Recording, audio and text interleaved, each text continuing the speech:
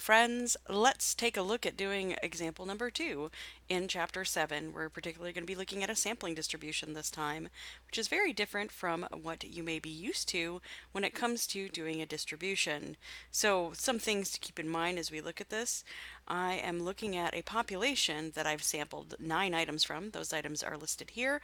I've already taken the liberty of typing those into Minitab since this would not copy and paste well, just to prepare ourselves. And we know that this population is normally distributed with a mean of 112 and a standard deviation of 19.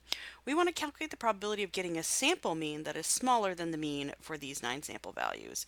And there's something very important about this I want you to notice. In particular, notice we're looking at a sample mean, not a single value being less than this mean of these 9 values.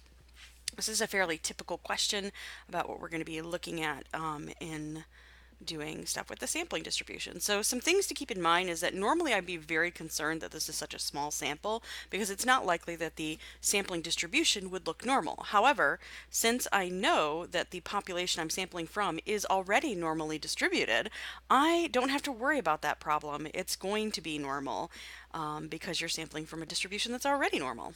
Fun facts. Alrighty, let's go ahead and use Minitab to calculate the mean of this, and then we'll find the probability that I actually get something smaller than this sample's mean. Let's see, so we're going to go to Stat, Basic Statistics, over to Descriptive Statistics. I'm going to throw my variable in there. I'm going to hit my Statistics button, and I don't need anything other than mean, so I'm going to go to my Check Statistics as None, so that it clears everybody out, and then just select Mean, since that's the only one I need. I'm going to hit OK and OK again. And then we'll see that the mean appears to be 102.65. So now I need to set up my calculations I need to do some setup before I can calculate that probability. So in particular, when you read this sentence, it's important to keep in mind, I want to know the probability that my sample means, my x bars, is going to be smaller than the one we just found, the 102.56. Ooh, that period decimal point is kind of small, so I'll just make it enormous because that seems like a reasonable solution to that. Anyway, so before I calculate this probability, I need to sit down and think about myself for what this distribution is going to look like. So the first thing I noted, we've already talked about. I know it'll be normal because the original population is normal when I talk about the sampling distribution. The mean of the sample means, which is the mean of the sampling distribution, is just the mean of the population. So in my case, that's 112 because that's my population mean. And then the standard deviation of the sampling distribution, because remember, I'm not looking at the original, I'm looking at all samples of size 9 and how they are distributed. Ooh, that's supposed to be an equal sign, it looks kind of bad. So the mean of the sampling distributions is the mean of the original divided by the square root of the sample size, or little n. So for us, that's going to be 19 divided by the square root of 9. And since you know you're mathing, that's 19 divided by 3, which is not going to come out as a whole number. Let's go ahead and let the calculator do that for us.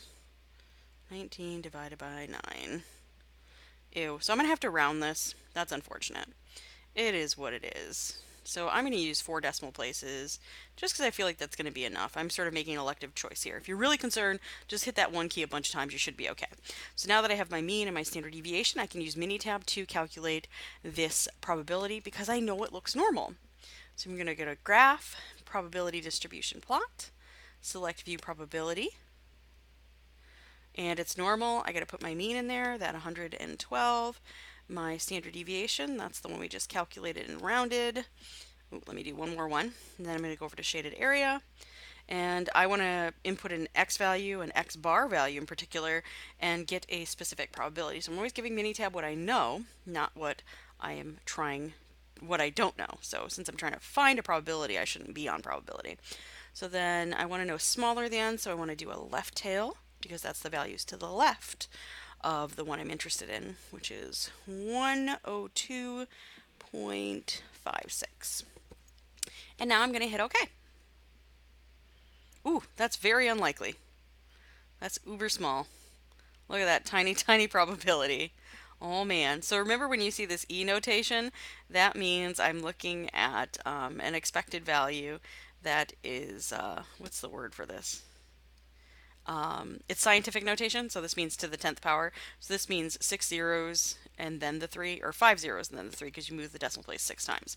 So what does that tell me about my probability over here? Well, it's equal to 0 point, here's my first place, second place, third place, fourth place, fifth place, and then in the sixth position will be the 3, because we imagine moving the decimal place once.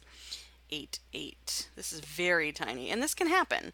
Things that are unusual are very small in probability. So that's how you would do an example like this. Thank you for watching.